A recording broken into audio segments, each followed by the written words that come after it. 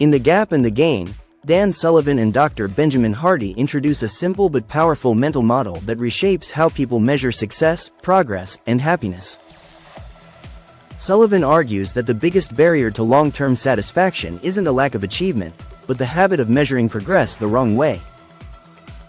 Instead of appreciating how far we've come, most high achievers fall into what he calls the gap, a psychological trap caused by comparing ourselves to an ideal that constantly moves further away. The alternative, the gain, is a mindset that compares where we are today to where we started, producing confidence, momentum, and a healthier approach to achievement. Sullivan begins by explaining the emotional traps built into the gap. Ideals, he says, serve an important function. They give us direction and aspirations. But they are also like the horizon, always visible, never reachable. When people measure themselves, their accomplishments, or their lives against these horizons, they inevitably feel inadequate. Even significant achievements lose their power, because the mind immediately shifts to the next ideal or unmet expectation. Living in the gap results in chronic dissatisfaction and prevents people from appreciating their own growth. It also drains motivation, because progress never feels like enough. Hardy expands the concept by showing how the gap distorts one's sense of identity and self-worth. In the gap, identity becomes tied to perfection, outcomes, and external comparisons. A person's worth becomes conditional on reaching the next milestone. High achievers, he explains, are often the most trapped in this pattern. They have high standards and big goals, which means they are even more prone to disappointment, frustration, and anxiety. They focus so intensely on the distance between where they are and where they think they should be that they minimize or overlook their own gains. This mindset doesn't just affect personal happiness, it affects performance, creativity, relationships, and well-being. When people live in the gap, the emotional tone of their lives becomes one of disappointment, no matter how much they accomplish. They fall into the belief that success is always in the future, never in the present. The solution is shifting into the gain, a mindset that measures backward instead of forward. Instead of focusing on what's missing, the gain focuses on what's been gained, the distance between where you are now and where you began. This is the only accurate way to measure progress, because the past is concrete and measurable. Unlike ideals, the past cannot move. When people measure themselves backward, they experience satisfaction, gratitude, and confidence. And the more they reflect on past gains, the more motivated they become to move forward.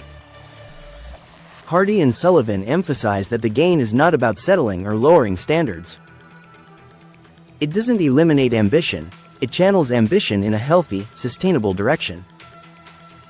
When progress is measured backward, goals become tools for direction rather than weapons for self-judgment. People can still pursue big dreams, but their emotional stability is rooted in who they have become, not in how far they still have to go. The authors explain the psychological mechanics behind this shift.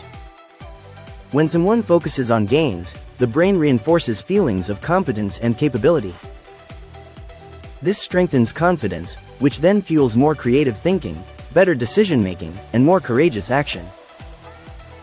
In contrast, focusing on gaps triggers feelings of inadequacy, which diminish motivation and increase stress. The gain is essentially a mindset that protects mental and emotional energy, allowing individuals to perform at their best. Sullivan illustrates that identity transforms in the gain. Instead of seeing yourself as someone who isn't there yet, you begin to see yourself as someone who is continually growing, improving, and overcoming challenges. This creates what he calls an anti-fragile identity, one that becomes stronger through effort and experience. The gain reinforces a sense of capability, which in turn fuels further progress. It creates a positive loop of achievement and satisfaction. Relationships also improve dramatically when viewed through the lens of the gain. When people measure others against ideals, they become critical, disappointed, or demanding. This erodes trust and connection.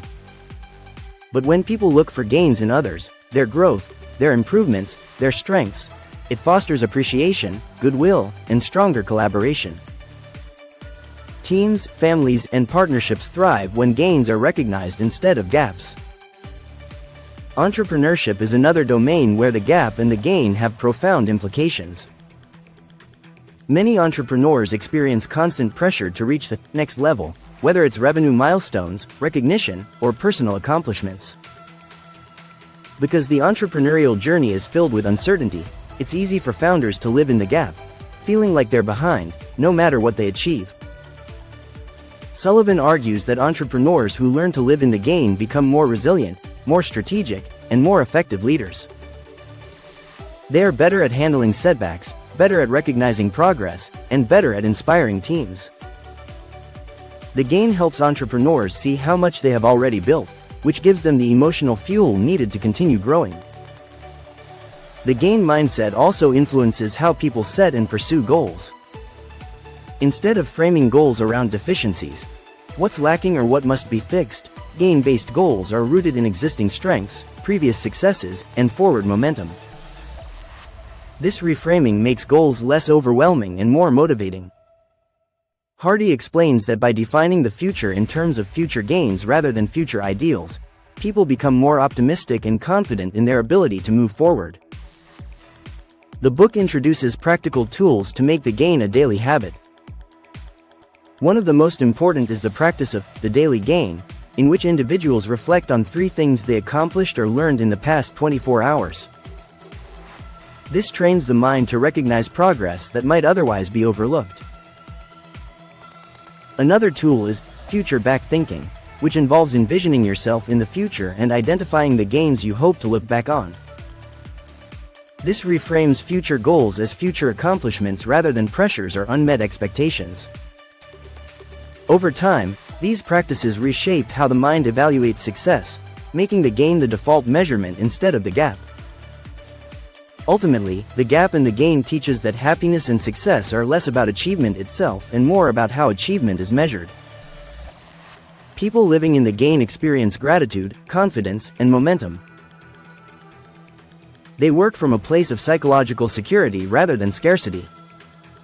Their relationships, careers, and sense of purpose deepen.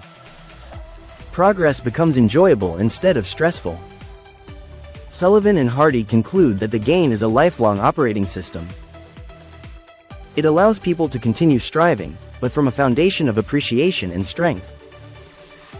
Instead of chasing the horizon, individuals build confidence by acknowledging the distance they've already traveled. And that confidence, rooted in real progress rather than elusive ideals, becomes the engine for future growth. If you enjoyed this video, drop a like. Be sure to subscribe for more leadership and personal development-based content in less than 10 minutes. Sullivan, Dan, and Benjamin Hardy. The Gap and the Gain. The High Achiever's Guide to Happiness, Confidence, and Success. Hay House Business, 2021.